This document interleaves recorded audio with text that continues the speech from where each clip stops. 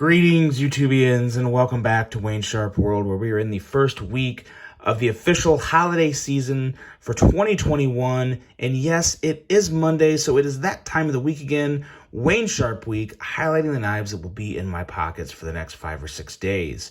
Now, before I get too deep into this, I want to give a huge shout out to all my sponsors up here, DLT Trading, Mojave Outdoors, and White Mountain Knives. Look them up for all of your knife and EDC needs, guys. It's because of them I can do what I do and do it on such a consistent basis. So I'm very appreciative, very thankful for my sponsors up here. Very proper week to say just how thankful I am for them and their support. It means the world to me, as well as your support of this channel. If you like what you see on my channel, you guys, do me a huge favor. Hit that subscribe button, follow along, and I will continue to bring you the content. And tell your friends and any other knife nuts you know about my channel, because I'm slowly approaching 10,000 subscribers. And the moment I hit 10,000 subscribers, there's going to be a pretty massive giveaway on this channel with some very nice knives up for grabs. Now, with all that said, let's get right into it. Let's get into my carry for the week. Normally I pick out 5 knives, but this week, with it being kind of a short week, and I've got a couple other knives that I'm working on reviews for, I'm only going to put 4 different knives in the pocket this week, and we're going to start off with one that I reviewed earlier last week, and it is one of my all-time favorites. This is the newly re-engineered Hogue deca, and it's going to be getting some very ramped up pocket time, we'll put it that way, because what you have here is one of, in my opinion, one of the best EDC knives in the original deca that was upgraded with a deep carry clip and some other small features. If you guys want to see more of that, you can hop on to my review of the newly re-engineered Hogue deca on my channel.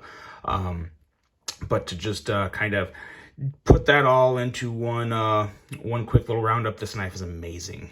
It is absolutely amazing and has everything great that the old deca had, with that very nice upgraded deep carry pocket clip. It's got a different lining system inside. Again, all for that review. But what you have here is just a smooth, buttery able lock to where the blade just goes down so easy. And it is a joy to deploy and fidget with, and middle finger flick, and do all the good things that you guys like to do to kill time with a good knife, as well as, of course, cut things, because you have that Hogue edge that is so nice, honed, razor sharp, hair whittling sharp, we'll put it that way, and a very nice Allen Elisowitz designed CPM 20 CV blade that's just good to go, guys. It's got good jimping. Everything about this knife, it's going to be hard to make this knife much better, getting rid of the screws and everything else that they did. Such a light, pocket-friendly knife. It carries extremely well.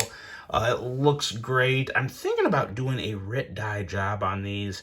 I'm wondering if I RIT dye it red, how that would go, because you'd keep the blacks and you'd hopefully turn all the tan, maybe like a dark red or maroon. I feel like that would look really good on this. Let me know your thoughts on that. Should I try RIT dyeing the Hogue deca red or not? I think the results could be pretty sweet, but I'm not sure. I'm still kind of on the fence. But one thing I'm not on the fence about is that this knife is just one of the best EDC knives out there. From the blade to the handle to the quality, to the Made in America tag, which, you know, quality comes from everywhere, but when it's made in America, it does make me a little extra happy. So nothing real to complain about with this Hogue deca. It is fantastic, and it will be in the pocket this week. Next up, since I was carrying my deca, I thought, you know what? I'm going to bust out my nitron, my K320 nitron from Hogue as well, because this is a lot of competition for the Spyderco Shaman. As a matter of fact, it beat the Spyderco Shaman in its Battle of the Blades on my channel, and for very good reason. It's just a little better. It really is just a little better in an overall package, and by that I mean price, quality, blade, everything that you look for in a knife. The K320 Nitron has, and it really is that good. Still has that buttery smooth able lock that so many Hogue knives have, and it's just good to go in that aspect. and you can whip it out with that able lock. There's so many ways to deploy this, and it has a very deceiving cutout here that looks like it would be very difficult to use. It's actually very easy. Very, very easy, and it just adds to the joy of this knife. And on top of that, losing handle here.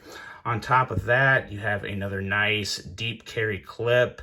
The only thing that's gonna kind of come off weird to some people and they won't be sure about is the polymer handle. And guys, I get it. I was one of those people for a long time, and I still kind of am for most other companies, but the best way to look at a polymer handle on a knife is Hogue's making it. You guys, this is the same type of polymer that is used for stocks for other things.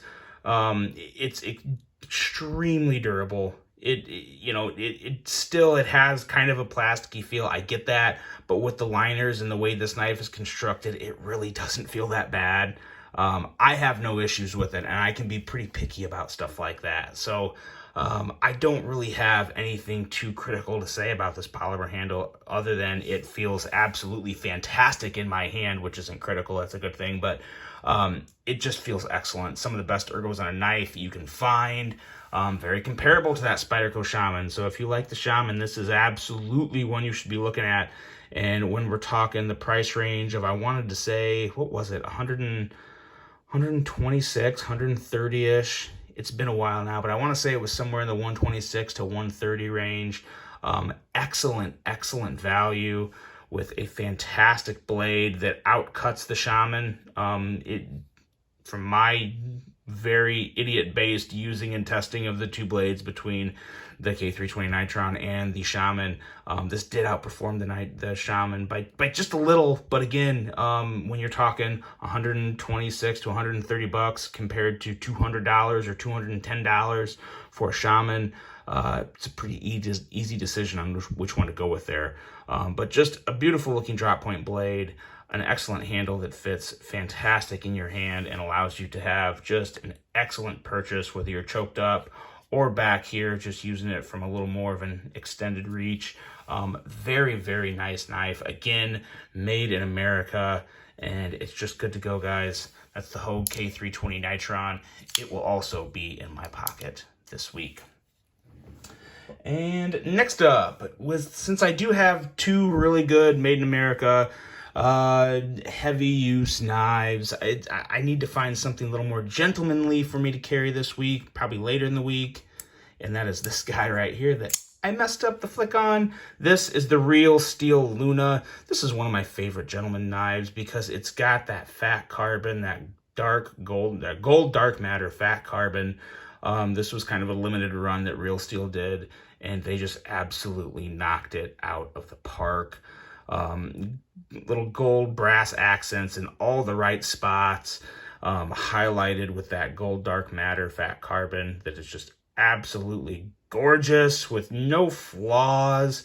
It sparkles, it shines, it kind of screams elegance in my opinion. And it also has a very nice thin-edged slicey blade from Real Steel, designed by Poltergeist, with that N690 blade, which is good enough for me. And then on the other side, you have a very simple but also very modern and elegant frame lock side with titanium, beautiful anodization to the hardware, and a solid lockup. It's just an excellent little knife.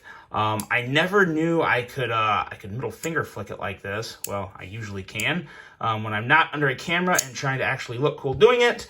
But it works very well, and even if I don't want to do that, I can still just slow roll the blade out for use, and it has excellent jimping on the top and bottom of the blade stock, so you can go in there and get a good grip and make any cut you need to make pretty darn easily.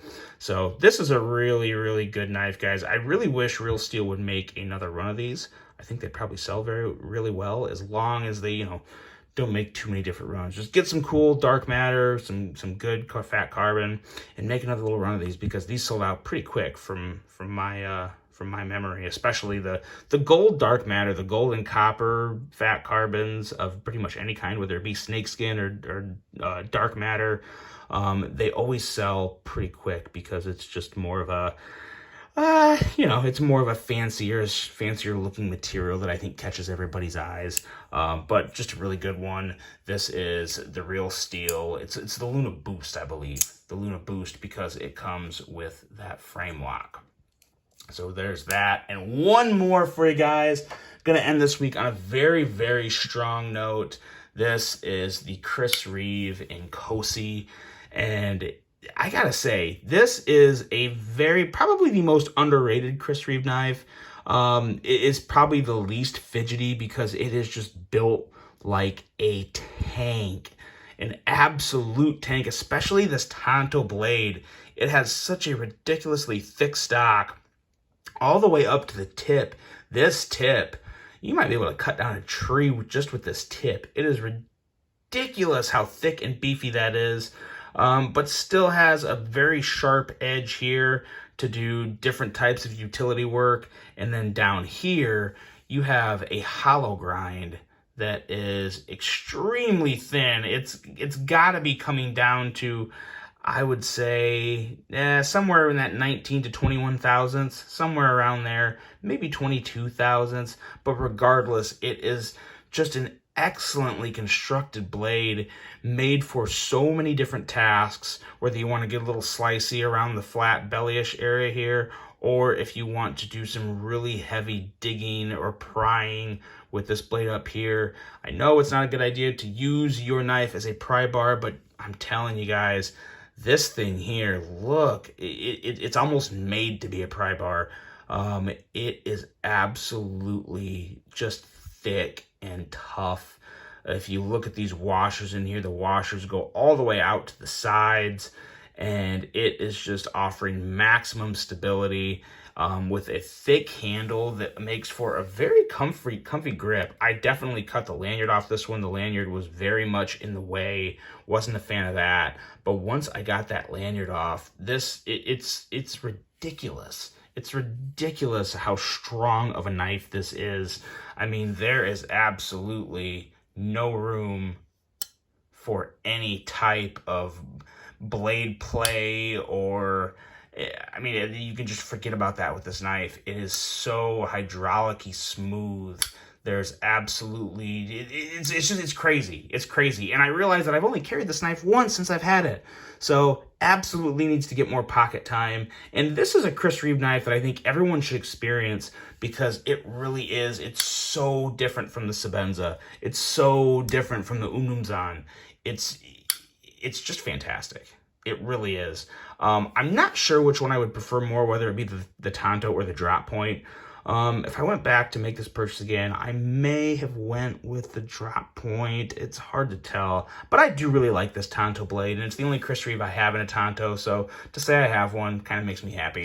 But this is definitely a slow roller, and it is a very satisfying slow roller, and it's one that I'm really looking forward to carry and really putting through some use. I want to see just how strong this blade is, this knife is, and put that edge to some good use. So very happy to be carrying the Inkosi in the pocket this week.